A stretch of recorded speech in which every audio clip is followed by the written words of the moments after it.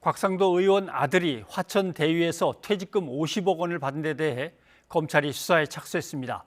뇌물죄가 성립하려면 직무 관련성 등이 입증돼야 하는 만큼 검찰은 돈의 성격을 파악하는 데 주력할 것으로 보입니다. 강희경 기자가 보도합니다. 대장동 개발사업 특혜 의혹으로 논란의 중심에 선 이재명 경기지사 측이 곽상도 의원을 검찰에 고발했습니다.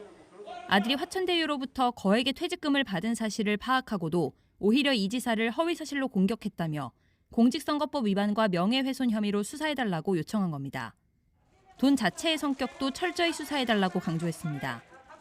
화천대유에서 자문료를 받은 권순일 전 대법관을 고발해 검찰에서 고발인 조사를 받은 국민혁명당 측도 곽상도 의원 등을 특정범죄 가중처벌법상 뇌물 혐의로 추가 고발했습니다. 서울중앙지검은 이 지사 캠프에서 고발한 사건은 공공수사 2부에, 국민혁명당 고발 사건은 경제범죄 형사부에 배당해 수사에 착수했습니다. 이 지사 측이 국민의힘 관계자들을 공직선거법 위반 등 혐의로 앞서 고발한 사건과 권 전 대법관 사건을 각각 수사하고 있는 부서입니다. 일단 어떤 명목으로든 퇴직하며 50억 원을 받았다는 건 납득하기 어렵다는 게 중론입니다. 그러나 뇌물죄를 구성하기에는 넘어야 할 산이 많아서 이 돈이 실제 뇌물에 해당하는지는 검찰 수사로 가려질 것으로 보입니다. 일단 곽 의원이 뇌물을 받은 것으로 보려면 곽 의원과 아들이 경제 공동체거나 적어도 퇴직금이 곽 의원에게 흘러들어간 계좌 내역 등이 확인돼야 한다는 분석이 나옵니다.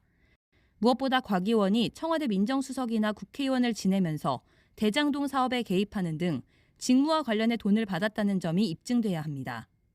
또 만약 곽 의원이 부정한 청탁 대가로 아들이 대신 돈을 받았다는 점이 입증되면 제3자 뇌물수수가 적용될 수도 있습니다. 관건은 검찰의 수사 의지인데 아직 대장동 특혜 의혹을 둘러싼 검찰의 본격적인 움직임은 보이지 않고 있습니다. 그러나 여론이나 사안의 폭발력 등을 고려할 때 마냥 시간을 끌긴 힘든 만큼 이재명 지사에 대한 배임 혐의 고발까지 이뤄지면 조만간 곽상도 의원 뇌물 혐의를 포함해 사건 전체에 대한 수사가 속도를 낼 거란 관측이 나옵니다. YTN 강희경입니다.